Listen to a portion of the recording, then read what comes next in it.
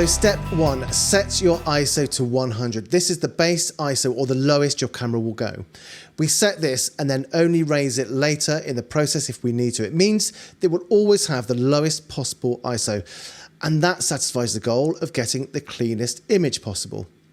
So far so good. On to step 2, set your aperture. We do this to give us the depth of field we need to satisfy that exposure goal of having everything we want in focus. Ignore how much light this brings into the scene, because we must set aperture for depth of field, not for exposure. What exact aperture you use for a particular depth of field is a bit more complex, and we'll cover that when we talk about focusing, because the two are intrinsically linked. But for now, we need the aperture to be small enough to get the depth of field we need, but not any smaller. Because if it's unnecessarily small, you just end up with a higher than needed ISO later in the process.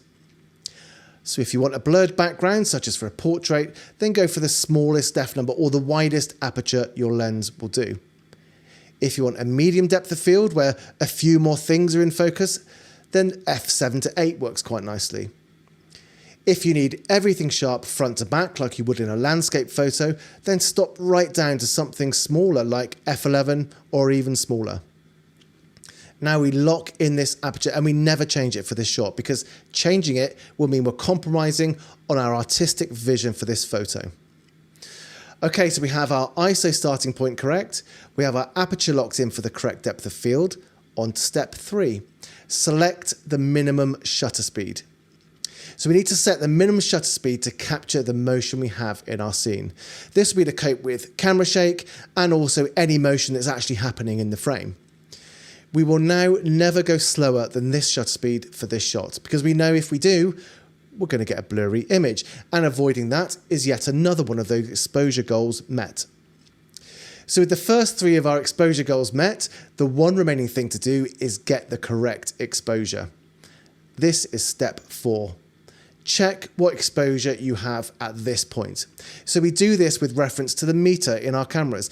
DSLR users will likely use the meter, or if the histogram is supported by your camera, then you could use that. Mirrorless users can use the meter. There's always a histogram there as well, or you could just look at the image in the viewfinder or the rear display, whatever works best for you. Now, unless you're really lucky, your exposure at this point will either be too dark or too bright. And here's what you do to get the correct exposure. If it's too dark, shown by a meter reading lower than 0, then we need to increase exposure. That makes sense, right? But let's think about it logically. We can't open up the aperture to do that, because we've already locked that aperture value based upon the depth of field we want for the shot. Also, we can't get more light from our shutter speed by slowing it down, because we've already set that to the absolute minimum we can get away with. So the only thing that's left for us to increase is ISO. So we increase ISO from 100 until our exposure is correct, and then we stop increasing it. So when things are too dark at step 4, we increase our ISO. If at step 4 things are too bright, then we need to reduce exposure. And again, we can't change the aperture, that's locked in. But ISO's already at the lowest, so we can't reduce that either. So we simply increase shutter speed. If you remember, shutter speed was set to the minimum, but it can go faster. So at step 4, if things are too bright, we simply increase our shutter speed until we have the correct exposure. And that's it. Take the shot. You've done it. That's the perfect settings for that shot. So to reiterate that last step, once all the steps 1 to 3 have been completed, we need to get our exposure correct. So remember this mantra.